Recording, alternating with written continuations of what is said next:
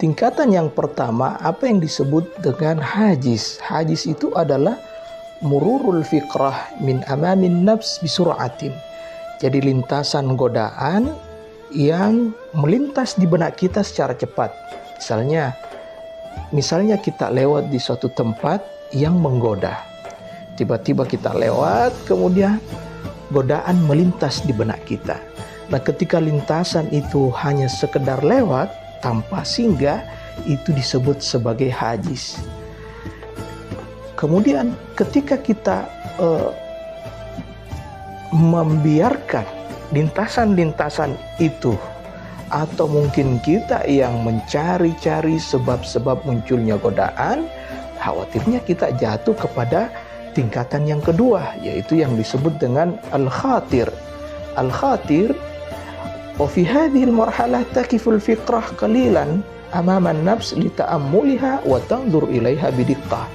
Khawatirnya kita ketika melintas di tempat-tempat seperti itu, lewat tuh godaan di dalam benak kita, kemudian godaan itu berhenti sejenak. Khatir ini ketika melintas godaan di dalam hati kita, kemudian dia berhenti sejenak. Yang tadi pada tingkatan hajis dia lewat gitu saja. Kita hiraukan, alhamdulillah selesai persoalan. Tapi begitu kita tertarik sedikit saja, maka berhenti dia. Godaan itu berhenti di benak kita. Nah, ketika kita biarkan ini, godaan ini berhenti, maka akan kita terjatuh pada tingkatan selanjutnya, yaitu apa yang disebut dengan hadithun nafs. Hadithun nafs ini adalah adanya interaksi kita dengan diri kita. Gimana ya? Apa kita lakukan atau jangan? Kalau kita lakukan, gimana caranya? Gimana prosesnya? Apakah ada yang tahu atau enggak? Nah, itu ketika ada interaksi seperti itu disebut dengan hadithun nafs. Godaan yang pada tingkatan pertama dia melintas begitu saja, tapi kita tertarik sedikit maka dia berhenti, disebut khatir. Kemudian kita memberi ruang perhatian kepada dia yang jauh lebih besar, maka terjadi interaksi, disebut hadithun nafs.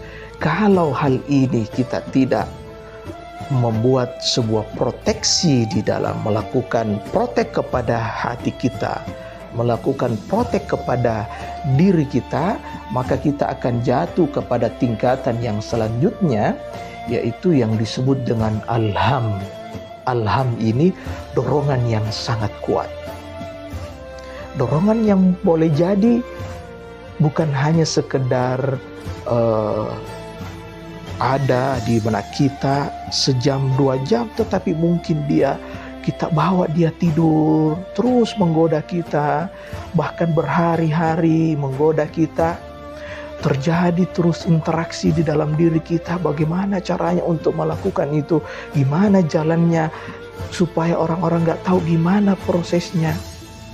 Ketika hal itu begitu kuat, inilah pintu yang paling dekat dengan apa yang disebut dengan an-niyah atau al-azm. Sini dikatakan wahiyya martabah qaribah minal israr wa fiha yattakhidul insan qarar. Dia adalah pintu yang sangat dekat untuk kita benar-benar putuskan, tekadkan, oke, saya akan lakukan godaan itu. Oke, saya akan lakukan perencanaan seperti ini. Itu disebut dengan tingkatan al-azm, tingkatan tekad. Kita mengklik, kita mengokekan bahwa kita akan melakukan godaan tersebut. Nah, al-azmun inilah yang oleh para ulama dikatakan lintasan yang bersifat al-azmu ini yang dihisab oleh Allah Subhanahu wa taala di hari kemudian nanti. Karena 4 tingkatan sebelumnya itu bersifat ittirari, bersifat bukan ada peran keinginan kita, itu sifatnya spontanitas. Kita tidak bisa memilih, dia hanya muncul begitu saja tanpa kita okekan, hanya sekedar interaksi, tapi kita tidak okekan, oke, saya tekad untuk lakukan itu. Itu nggak ada.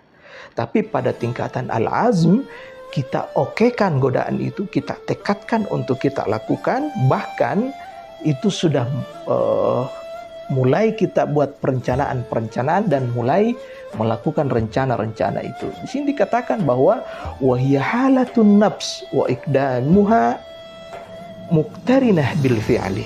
Jadi dia adalah suatu kondisi jiwa untuk melakukan hal itu dan sudah berkaitan dengan bentuk-bentuk gerakan-gerakan fisik, bukan sekedar di dalam saja, tetapi begitu kita okekan dan benar-benar kita mulai untuk melakukan hal itu.